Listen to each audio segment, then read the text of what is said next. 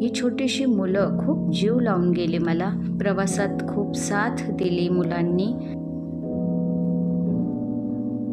Sanjay Gandhi national park येथे पोचल्यानंतर अशा बस आपल्याला दिसतात.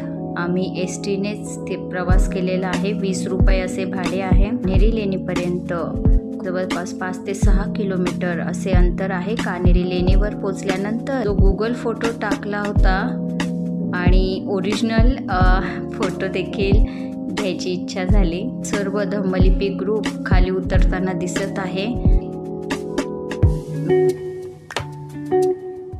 छान अशी भेट झाली. सर्व आमचा धम्मलिपी परिवार आहे. करुणाताई मोन, खूप छान वाटले सर्वांना भेटून.